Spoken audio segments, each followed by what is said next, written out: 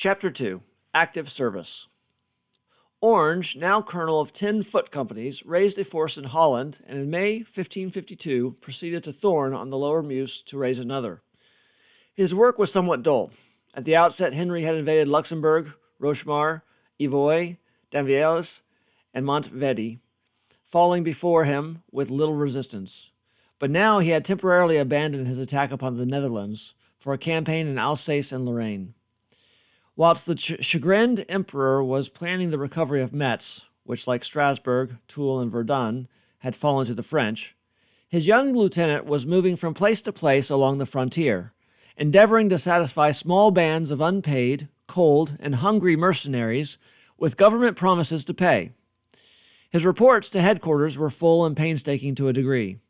Pepys himself would have approved of them, but he got little enjoyment out of his first slice of active service. It lacked incident. "My wife," he wrote from Thorn on 10th of June, "please ask Our Lady Mother and Our Lady Grandmother to forgive me for not writing to them, but the only reason of it is that I have no news." And this secular plea of no news occurs more than once in the correspondence with Anne. His delicately nurtured body must have taken some time to get accustomed to the discomforts of the field. "I must stop now," runs another letter to his wife, "for it is nearly 12 o'clock, and we have had scarcely any sleep for 3 days, and tomorrow we must be up at dawn." And later he complained of the coldness of sleeping in tents. Separation from Anne, too, seems to have been as little to his liking as it was to hers, and week after week he expressed his desire to be with her, and begged her not to let her loneliness depress her. For 5 months he was busied in this unpleasant and inglorious parody of warfare. All this time the emperor had been occupied in Germany. Negotiations with, that is to say, bribes and concessions to, the German nobles resulted at last in the Peace of Passau, signed on the 21st of August. Maurice and his friends nonchalantly threw over their French ally, and Charles was at liberty to concentrate his forces upon Metz.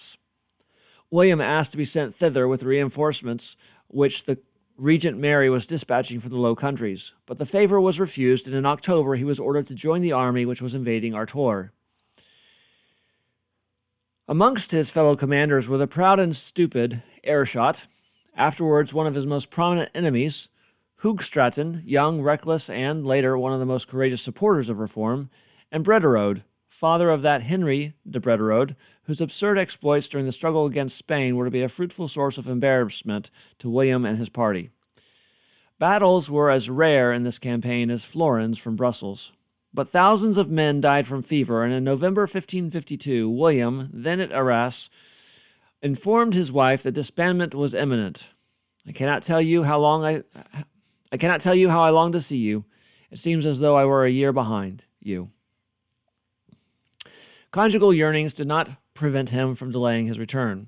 He went to Thionville, where the emperor was, in order, if possible, to induce Charles to settle the interminable lawsuit with Landgrave Philip of Hesse, who had been released from years of prison by the Peace of Passau. A few days afterwards, however, the hopeless siege of Metz was raised, and the prince struggled home to Brussels over the frozen roads with the embittered emperor and his beaten army. During the winter, Charles recoiled for another spring. Orange and his fellow grandees labored in their duchies and counties, extracting money and men from the burghers and peasants who had no quarrel whatever with the French, and not unnaturally tended to be close-fisted when asked to spend their florins in order to help on their own ruin. Holland, for instance, had to furnish 300,000 guilders, and its loyalty doubtless diminished in value by that amount. In the early months of 1553, the forces thus procured were set in motion under Emmanuel Philibert, the attractive, unscrupulous, strong-headed, iron-hearted exile of Savoy. Orange received a subordinate command and saw war at its worst. Artois and Picardy, cockpits for 1,000 years, were devastated by both armies as never before or since. Therouanne was beleaguered, stormed, sacked with torture and rape, and with 16th century thoroughness leveled to the ground. Hesdin met an almost identical fate. All the lures of the French failed to tempt Emmanuel to a pitched battle, and when, in October, the usual hibernation commenced, Metz had been more than avenged. For Orange, who wintered at Breda with Anne, who had been quartered there as his vice-reine, there was another struggle to get money and more levying of mercenaries. In May of 1554, he went to Brussels in order to help the regent improve the laws of Antwerp, in which regard, at the age of 21, he could scarcely have been an expert. That month saw him at the head of a cavalry division with his father-in-law as one of his brigadiers. There were smart actions around Namur, in which he failed to distinguish himself, but the big battle again avoided being fought, although the two armies sat and glared at each other for a whole week. The emperor having come to his general's assistance, the French, somewhat unaccountably, they greatly outnumbered their opponents, retired. Charles followed them, ravaged Picardy according to the etiquette of the time, and once more returned to Brussels. Thus ended 1554. The 3 years had given William of Orange valuable experience. His early training had sharpened his capacities for dealing with individuals, for diplomacy in short, and the quarrel of emperor and king had afforded him his chance of learning how to manage men in the mass. He had found his feet as a civil and military organizer and administrator. In the 12-month that followed, it became apparent that his abilities had not been entirely hidden by the bushel of his modesty. He was given an opportunity of exercising them in a sphere more important than any which he had hitherto occupied. 1555, in fact, is one of the crucial years of his career.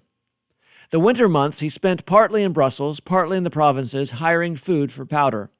Apparently, this last occupation bored him. "I am so sorrowful at having lost your company," Anne read, "that I know not well how to write, for it reminds me of what I feel all day long." There were compensations for these psychological complications, for in July he was made generalissimo of the 20,000 troops stationed round Givet. Other men, older men, Buren and Bossu, Lalande and Ehrenberg, Meghem and Egmont, coveted the position. But Charles put his protege over all their heads, not, it may be believed, for mere reasons of personal preference. Badour, the Venetian ambassador, informed his employers that William, from diffidence, refused the post twice when offered it by Mary and the Bishop of Arras. He is without knowledge or experience in military matters. Neither is he supposed by nature to be inclined towards them. But the emperor has given him this charge to rid himself of the competition of those who aspired to it, and of the confusion which had arisen in the camp, the Prince of Orange, on many accounts, being his chief vassal in the provinces. An exhausting and uninteresting task lay before the new general-in-chief. The French had been making irritating raids across the border. With the soldiery discontented and dying wholesale, he informed Queen Mary, plague rampant, rain continuous, and money absent, the counter-invasion urged by hotheads would have been insane. Defensive measures alone could be taken with safety, and this work William did admirably. He built under the beards of Nevers and the Admiral Coligny a chain of forts, including Philippeville and Charlemont, to protect Hainault. Although, as he complained to his wife, rambling about earthworks in the rain depressed him greatly, his concentration upon the labor was unremitting. He held his ill-assorted horde of hirelings together as few men so young could have done, and he explained his every step to the exacting regent at Brussels with a thoroughness and lucidity rarely equaled in military dispatches. In October, he had a short holiday, for the long preparations for Charles's renunciation of his Netherland sovereignty had been completed, and the emperor, in part, no doubt, from a real liking for Orange, but in part also because he wished to ensure for his son the support of a man prospectively so powerful, insisted that the young general should leave camp for Brussels in order to be present at the ceremony. Many descriptions have been written of the proceedings in the great hall of the ducal palace. The building was crowded with princes and lords, knights and ladies, ecclesiastics and councillors. The gouty, dyspeptic, bent, hang-lipped, scraggy-bearded, old, middle-aged emperor faced the assembly leaning for support upon the shoulder of William the Orange. After diverse formalities had been gone through, the emperor recounted his manifold toils, somewhat in the manner of the apostle in the epistle, and commended his heir to the audience. If the entertaining of vast dreams, however unrealizable, and the display of enormous energy, however misdirected, testify to a great man, Charles had been a great man. If not, he had been merely a great nuisance. But as concerning his relations with the Flemings and Dutch and Orange, they had been far more amicable than any which his son could ever hope to establish. Charles had at least a gross bonhomie. He was a Netherlander born and spoke Flemish. Philip, cold, inordinately proud, sullen-faced, and suspicious, was already a bigot of bigots, a Spaniard of Spaniards. To Orange and his countrymen, a foreigner of foreigners. The change of rulers boded ill. For a while it made no apparent difference. The day after the Brussels tableau, Orange returned to his mercenaries and his mud. The silk and wool Mary had sent the troops instead of corn had not placated them. Sire, ran an appeal the king received in November, I am daily more troubled by the robberies and deeds of violence that the men, both horse and foot, commit in the plains for lack, so they say, of payment, for they have nothing wherewith to buy food. And I humbly beg your majesty to send the money you mentioned when you last wrote. Philip, writing interminable screeds, promised him the money, but did not forward it, giving him a sop in the shape of a councillorship of state, which might have been better appreciated had it come at a more opportune moment. At the close of the year 1555, things at camp were in a deplorable state. Our camp, he laments to his wife, is piteously miserable, for we are here without a farthing, and the soldiers are dying of hunger and cold, but they remember us no more at court than if we were all dead. When early in 1556 Philip did make a suggestion, it was merely that the army should live upon the peasantry. This they were in part doing, and the villagers were on the verge of revolt. Fortunately, the tension was relieved almost immediately after by the Treaty of Versailles, whereby Henry and Philip swore, the former at least with conscious hypocrisy, to observe an armistice of 5 years' duration applying to the whole of their respective dominions. Orange was at last at liberty to discharge his army of malcontents. On the 20th of January, he went to Antwerp and was elected a Knight of the Golden Fleece. The rest of the year was taken up with endeavors to obtain from his governments the heavy grants which cowed States General had been coerced into offering. The truce did not last. The embers of enmity smoldered, and the venerable vice-regent of Christ, who stood beside them with the fan in his hand, speedily revived the flame. In January 1557, Henry, instigated by the Pope, who found the Spaniards in South Italy unpleasantly powerful neighbors, attacked Italy, and Philip was forced to renew preparations for war.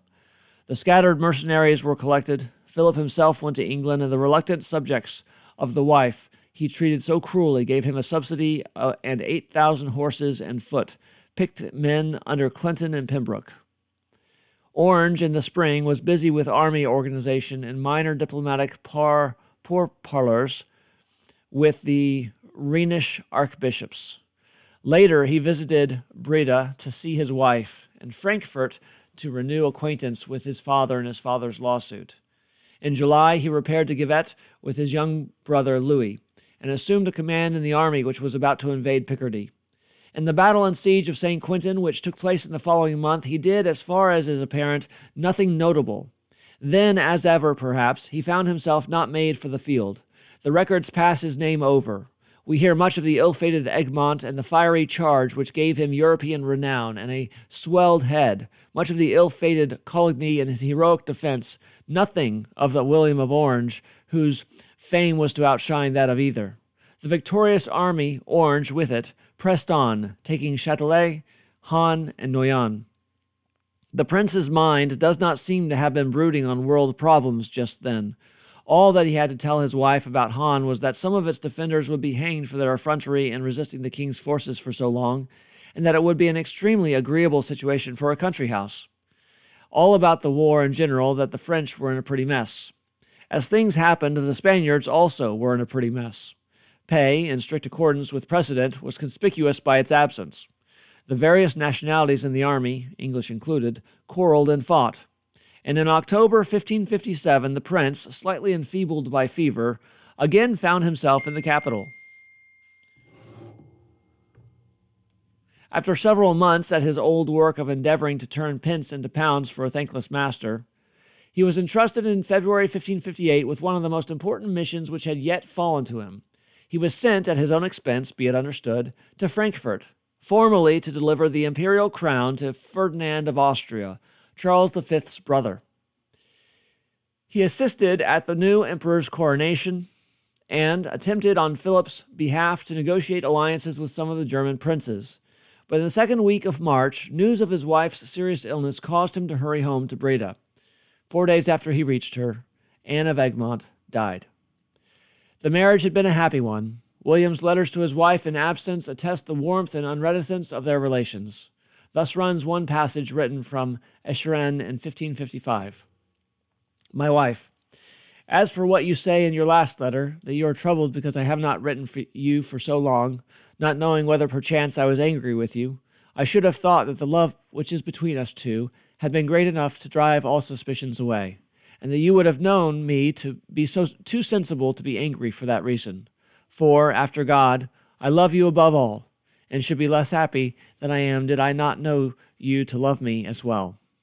Her letters to him, mostly addressed as they were to Camp, have very comprehensively not been preserved.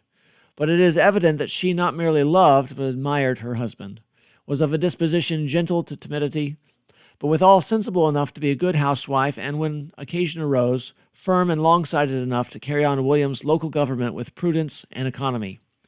To the prince, the blow was a severe one. He told Granvelle that it threw him into a fever and convulsions.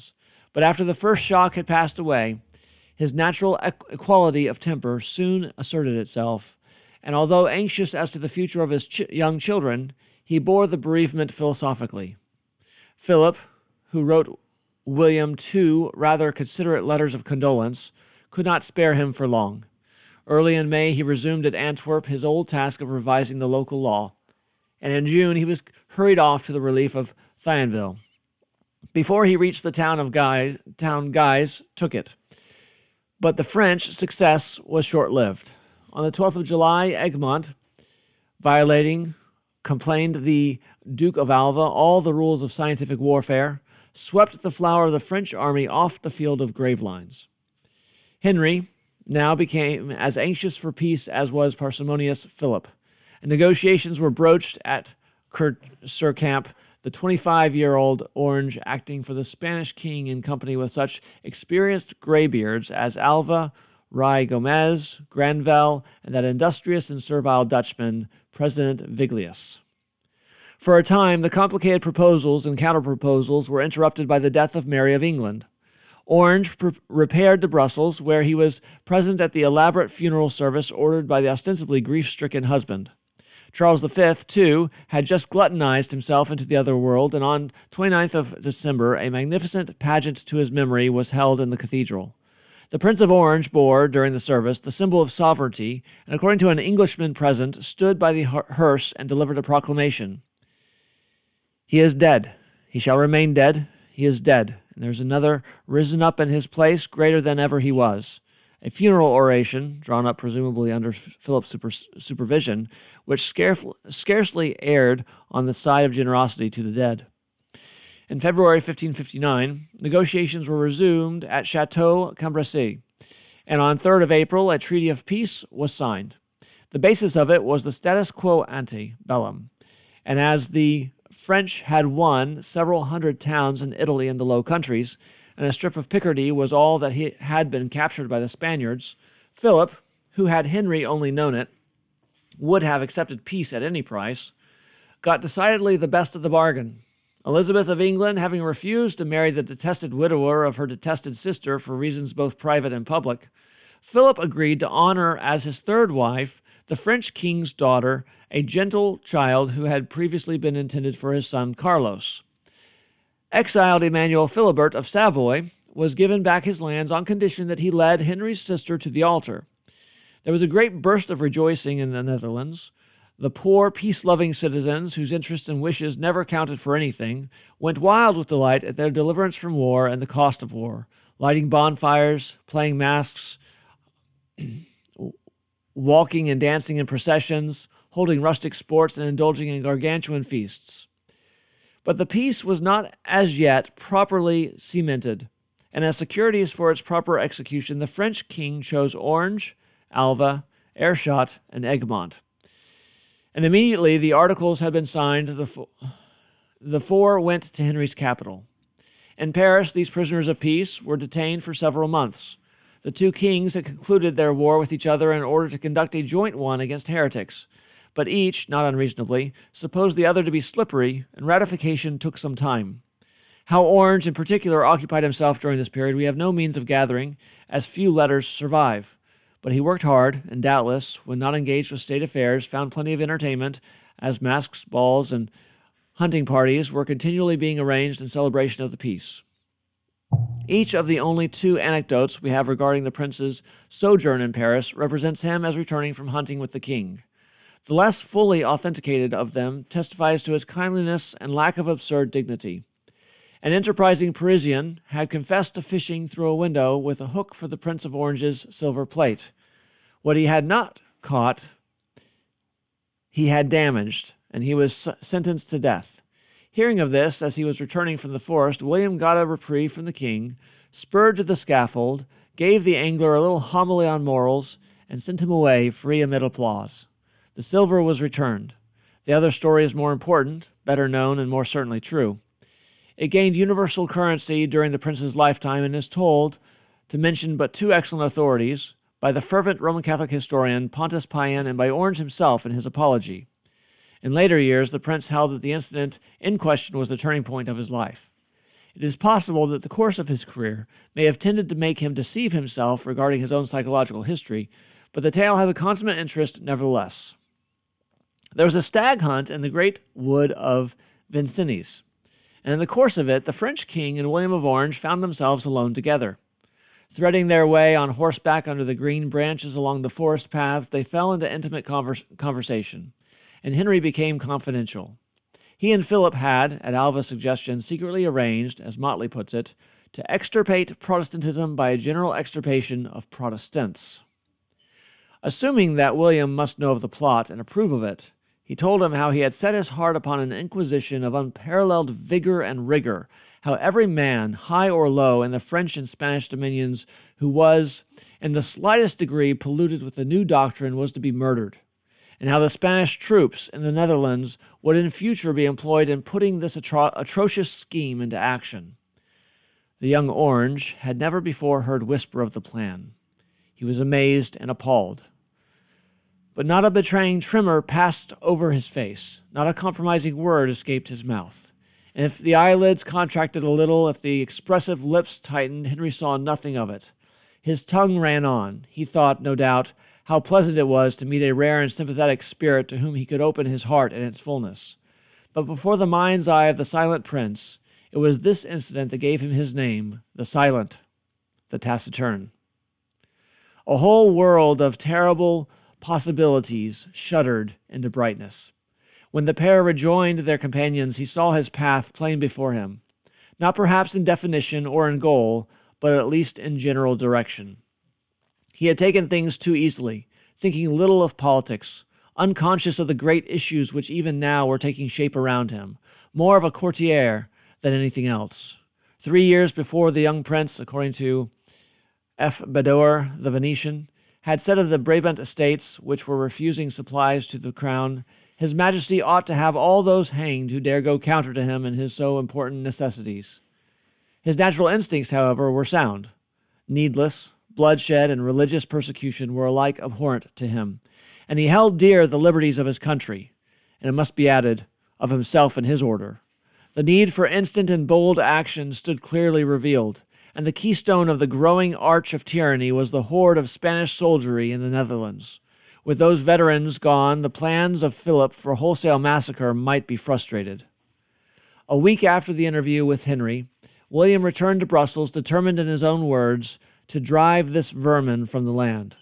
He had entered on the course which was to lead him first to a long and wearisome constitutional resistance, then to war for his country's liberties, then to death in his prime by the hand of an assassin. His loyalty to king and church remained, judged by his intellectual standard of loyalty, unimpaired. He was ready to obey both as long as neither called upon him to violate laws, moral and other, which held a prior place in his respect. The right of the Netherlanders to liberty of conscience and the control of their own local affairs must be recognized and safeguarded by those who threatened completely to abrogate both. Home again, the young man began to gather around him kindred spirits from among the Flemish nobility, men of whom some were Protestant in tendency, some devout Catholics, men of many different stamps, but all chafing under the ever-increasing burden of the alien autocracy. Against Philip's will, Orange got his friends Hoogstraten and Montigny elected to the Order of the Fleece. The regency of the Netherlands being vacant, he schemed, having for obvious reasons abandoned as soon as entertained the hope of getting it for himself, to secure the position for Christina of Lorraine, niece of Charles V, whose youngest daughter, Dorothy, he proposed, should the scheme succeed, to marry. The crafty Bishop of Arras, Granville, though he had been for 4 years a friend and confidant of William's, warned Philip against this arrangement. The regency went to Margaret, Duchess of Parma, the virile but mercurial, illegitimate daughter of the late emperor, and Dorothy of Lorraine married Duke William of Bavaria. When the estates of the provinces met and Philip demanded 3 millions of florins from them, the king suspected Orange's influence at the back of their stipulation that redress should precede supply, that the ferocious Spanish regiments should be withdrawn before a stiver would be voted. Handed a petition in the name of the states, signed by Orange, Egmont, and others, and detailing the misdeeds of the soldiery, his rage boiled over. "Am I also," he cried, "am I also, as a Spaniard, to quit the land?" On the 25th of August, 1559, less than 3 weeks afterwards, Philip left the Netherlands forever. As he was stepping on shipboard, so the story goes, with the brilliant crowd of nobles around him, the Prince of Orange, alert and courteous, came forward to bid him farewell. Suddenly the king turned on him and fiercely began to accuse him of having frustrated his plans. "What has been done for your majesty," said Orange with quiet gravity, "has been done by the estates." The sallow face was contorted. The thin hand leapt forward and clutched the young Netherlander by the wrist. "Not the estates," cried Philip hoarsely. "But you.